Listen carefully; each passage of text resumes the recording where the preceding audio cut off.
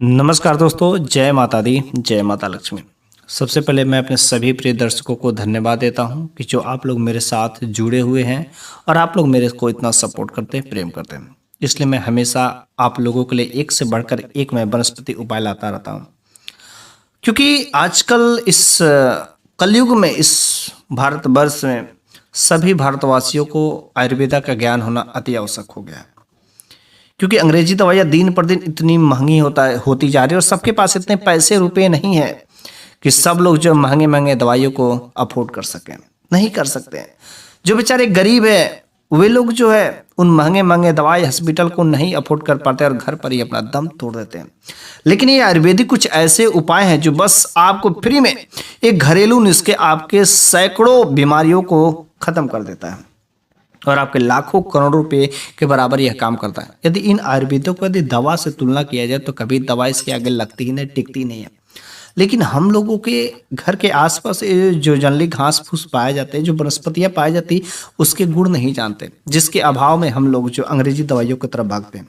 तो बस हम इस चैनल पर जो भी मेरे को ज्ञान की बातें मिलती है, कहीं से भी मेरे को मिलता है, मैं इस वीडियो के माध्यम से मैं आप लोगों तक पहुँचाने का काम करता हूँ। वैसे कोई भी इंफॉर्मेशन, ये आयुर्वेदिक के ज्ञान बहुत ही उपयोगी होते हैं। अगर आप एक जो है व्यक्ति है और भारतवासी हैं तो यह आपके लिए वीडियो अति आवश्यक है, क्योंकि भारतवर्ष में यह जो वनस्पतियां होती बहुत ही आसानी से हर जगह पर मिल जाती है और आप इसका उपाय अवश्य करिएगा।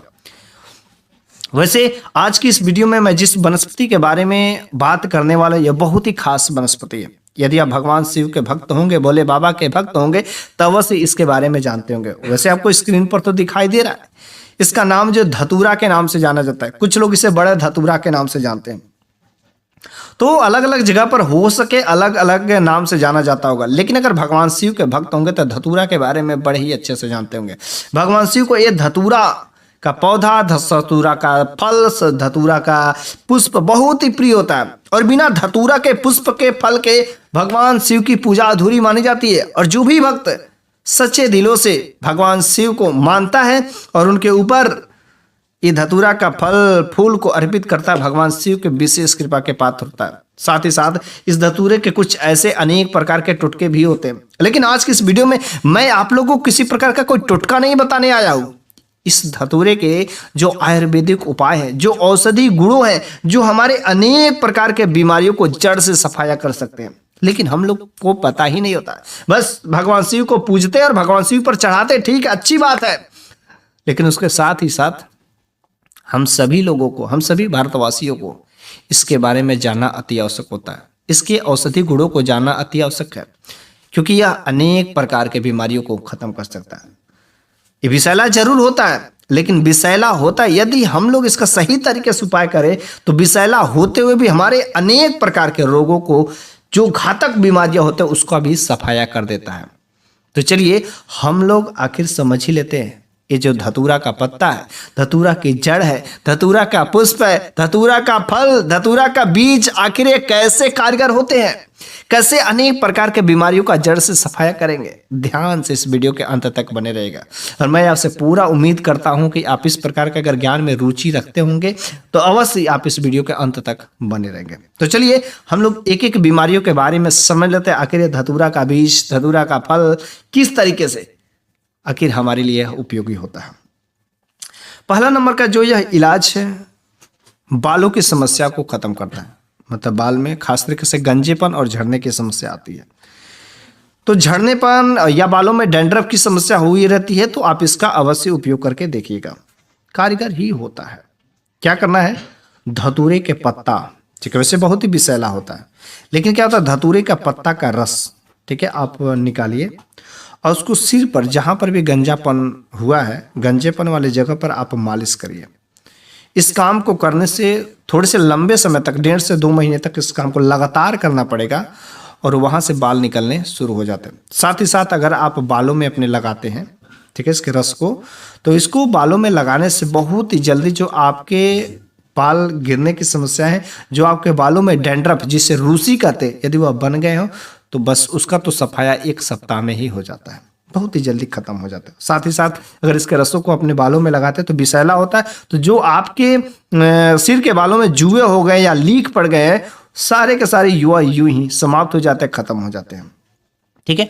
दूसरा नंबर का जो यह इलाज है, आपके शरीर में अगर कहीं पर दर्द होता है, ठीक है, यदि आप दर्द से राहत पाना चाहते हैं, उस दर्द से मुक्ति पाना चाहते हैं, छुटकारा पाना चाहते हैं, तो आज के लिए बहुत ही सिंपल सा सरल उपाय, चाहे पैर का दर्द होता हो, चाहे पैर के जोड़ों का दर्द होता है, चाहे हड्डियों का जोड़ों होता हो, चाहे कहीं पर भी आपके शरीर में दर्द करता हो, आप इस उपाय को सिंपल से कर लीजिए। करना क्या, आपको धतूरे का पत्तियों का रस या पंचांग का रस, किसी तरीके से आप उसका रस को रस कैसे निकालना है, आप पूरे पत्ते को या पंचांग को लाइएगा, मिक्सर में पीसिएगा, उसके बाद से कपड़े से उसको निचोड़ दीजिए। निचोड़ने के बाद आपको रस जो मिलेगा, उस रस को, थोड़ा सा रस, ज्यादा नहीं आपको इस्तेमाल कर, 1 चम्मच से 2 चम्मच, ज्यादा नहीं, ठीक है। तो आप 1 चम्मच, 1 टीस्पून से 1 चम्मच रस लीजिए और थोड़ा सा इसमें तिल का तेल मिला करके गर्म कर लें।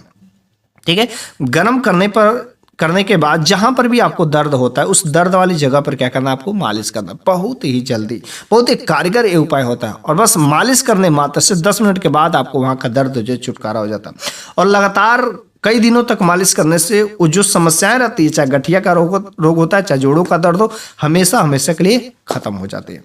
ठीक है। ये आयुर्वेदा है, ये धतूरे का पत्ता, धतूरे के पंचांग का रस इतना कारगर होता है। ठीक है। तीसरा नंबर का जो यह इलाज है, बवासीर में बहुत ही जबरदस्त कारक सिद्ध होता है। वैसे आयुर्वेद उपाय है, हम लोग सही तरीके से अगर विधिवत करते हैं तो कारगर होता ही होता है, लेकिन अलग अलग प्रकार की बीमारी में अलग अलग तरीके से होता है। तो बवासीर के लिए भी यह बिल्कुल ही रामबाण साबित होता है। कैसे करना है, इसका धतूरे का जो फूल होता है और धतूरे का पत्ता, दोनों को आपको लेना है और उसको जलाना है। लगभग 500 ग्राम तक आप लीजिए, और 500 ग्राम फूल और पत्तों को क्या करना है, जलाना है। ठीक है। उसको जलाकर जो उसका धुआं बनेगा, मतलब ठीक है, 500 ग्राम नहीं, आपको थोड़ा सा लेना है। ठीक है। थोड़ा सा लेकर के आपको उसको जलाना है, और जलाने के बाद जो वहां से धुआं निकलेगा, उस धुएं से आपको मस्सों की सिकाई करना। जो बवासीर हुआ है, जो आपके गुदा द्वार पर मस्से बने हैं, आपको उस धुएं से क्या करना है, सिकाई करना। यदि सिकाई करते हैं तो बहुत ही जल्दी आपको जो बवासीर की समस्या है, राहत मिल जाती है। अगर दिन में 2 बार सिकाई करते हैं, जितनी ज़्यादा सिकाई करेंगे उतनी जल्दी आपको राहत मिलेगा। लगातार 7 दिनों तक सेवन कर देते हैं, इस तरीके से सिकैया कर देते हैं, तो जो आपकी बवासीर बहुत ही आपको दर्द तो समाप्त हो जाता है, और धीरे धीरे आपको हर प्रकार की समस्या से भी सुधार मिलने लगता है। ठीक है। चौथा नंबर का जो इलाज है, ये गठिया की समस्या, क्योंकि गठिया होता है, जोड़ों में दर्द बना रहता है, तो वहां पर आपको क्या करना है, सिंपल सा उपाय है, आपको रस लेना है। ठीक है। इसके पंचांग का रस ले जाओ, उसमें तिल का तेल मिला करके क्या करना है, गर्म करके मालिश करना है। इसके साथ ही साथ आप जो एक और उपाय कर सकते हैं, जो इसका पत्ता होता है, धतूरे का पत्ता, धतूरे के पत्ते पर आप जो है तिल का तेल लगा करके गर्म करके, जहां पर गठिया हुआ, जहां जिस जोड़े में दर्द कर, यदि वहां पर बांध देते हैं तो भी यह कारगर सिद्ध होता है, और कुछ दिनों तक लगातार इस काम को करने से वो पूरा का पूरा जड़ से सफाया कर देता है। 5वां नंबर का जो ये इलाज है, बुखार और कफ के लिए, बुखार और कफ को भी यह जड़ से खत्म कर सकता है, लेकिन कैसे, थोड़ी सी सावधानी बरतनी पड़ेगी। इसमें सेवन करना पड़ेगा इंटरनली, लेकिन धतूरा का जो बीज होता है, जो पत्ते होते हैं, जो फल होते हैं, इतने विषैले होते हैं, उसको हम लोग साधारण हर तरीके से नहीं खा सकते। तो जो धतूरा का बीज आपको लेना है, मतलब 1 ग्राम का चौथाई भाग, ठीक है, 1 ग्राम का चौथाई भाग, मतलब 1 ग्राम लेना है और 4 हिस्सा करके 1 भाग, क्योंकि बहुत ही विषैला हो जाता है, निद्रा आ सकती है, कुछ भी हो सकता है, आपको ज्यादा नहीं, 1 ग्राम का चौथाई हिस्सा लेना है। उसको बीज लेकर के, ठीक है, आपको क्या करना है, जला करके राख बनाना है। वैसे सबसे पहले आप जो है धतूरे का बीज लीजिए और उसको जलाइए, और जला करके उसको राख बनाइए। उसके बाद से आपको मतलब 1 ग्राम का चौथाई हिस्सा लेकर के मरीज को दे देना है, जिसको भी बुखार हो या कफ की समस्या हो उसको दे देना है, और बाद में आपको गाय का दूध पिला देना है। ठीक है। यदि इस काम को करते हैं तो जो बुखार और कफ की समस्या रहती है बिल्कुल ही समाप्त हो जाती है, बहुत ही जल्दी राहत मिलती है। अगर वो बुखार बिल्कुल ही नहीं ठीक होने का नाम लेता है तो एक तो चिरेता का उपाय होता है, दूसरा आप इसका उपाय कर सकते हैं, जड़ से ही समाप्त कर देता है। साथ ही साथ यह धतूरा का जो पत्ता होता है, धतूरा का पंचांग होता है, बिच्छू के डंक को भी खींच लेता है। बिच्छू या ततैया जो होते हैं वो डंक मारते हैं और बहुत तेज चुभन होता है, जलन होता है, तो उसके डंक को भी ये निष्क्रिय कर देते हैं। करना क्या है, आपको जो धतूरे का पत्ता होता है, धतूरे के पत्ते को हाथ में लुगदी बना करके उस डंक वाली जगह पर रख देना। वहां पर जिसके रस को भी लगाइए तथा उसको लुगदी बनाकर यदि वहां पर बांध देते हैं डंक वाली जगह पर, तो बिच्छू का जो डंक होता है बिल्कुल निष्क्रिय हो जाता है, वहां का दर्द बिल्कुल ही समाप्त हो जाता है। ठीक है। यदि आपको शरीर पर या आपके घर परिवार के सदस्य के किसी के साथ भी कुछ चोट लगा हो, घाव लगा हो, पुराने से पुराना जो घाव हो, तो वहां पर भी ये कारगर सिद्ध होता है। ठीक है। सबसे पहले जहां पर पुराने से पुराना कितना भी घाव हो, उसके ऊपर जो है कोई पपरा पड़ गया हो, तो उसको हटाने के लिए क्या करना है, जो ऊपर का लेयर उसको हटाने के लिए आपको गर्म पानी से धोना है ताकि फ्रेश बिल्कुल ताजा हो जाए। गर्म पानी से धोने के बाद आपको, ठीक है, इसके पत्तों की पुटली बनाना है। धतूरे के पत्तों की पुटली बनाना है। उसको क्या करना है कि आपको उस जगह पर बांध देना है। दिन भर में आपको कम से कम 3 से 4 बार यदि इस काम को करते हैं, बदल दीजिएगा। 2 घंटा रखे, 2 घंटे बाद फिर से बदल करके फिर से नया वाला कर देते हैं, तो 2 दिन में पुराना से पुराना जो घाव रहता है वह ठीक हो जाता है, कवर हो जाता है। जो उसमें मवाद बार बार बन जा रहे थे, पीप निकल रहे थे, ऐसे अनेक प्रकार की वहां से समस्याएं हो रही थी, साथ ही साथ दर्द भी कर रहे थे, तो आपके लिए यह बहुत ही कारगर सिद्ध हो सकता है। ठीक है। यदि किसी मरीज को, किसी व्यक्ति को दमा की, सांस संबंधी समस्या हो, अस्थमा की समस्या हो, तो वह भी इसका उपाय कर सकता है। ठीक है। इस धतूरे का जो उपाय अवश्य ही करें। कैसे करना है, इसका जो पंचांग होता है ना, पंचांग मतलब पत्ता, फूल, फल, बीज, जड़े, सब चीजों को लेकर के क्या करना है, एक पंचांग को सुखा लेना है। ठीक है। जो श्वास संबंधी की समस्या रहती है अस्थमा का, तो इसका पंचांग जो मतलब पूरा पेड़ सहित आप ले करके इसको सुखा लेना। सुखाने के बाद इसको पाउडर फॉर्म में बना लें। ठीक है। पाउडर फॉर्म में बना लें और उसको सुखा करके, जो पंचांग उसको सुखा करके जो अब चिलम होता है, उस चिलम में भरकर धूम्रपान के तरीके से पीने से, ठीक है, जो दमा संबंधी समस्या रहती है, जो श्वास संबंधी समस्या रहती है, वह खत्म हो जाती है बहुत ही जल्दी। एकदम जड़ से, यदि लगातार 1 महीने तक इसका अगर धूम्रपान के जैसे आप सेवन कर लेते हैं तो जड़ से ही समस्या को सफाया कर देते हैं। ठीक है।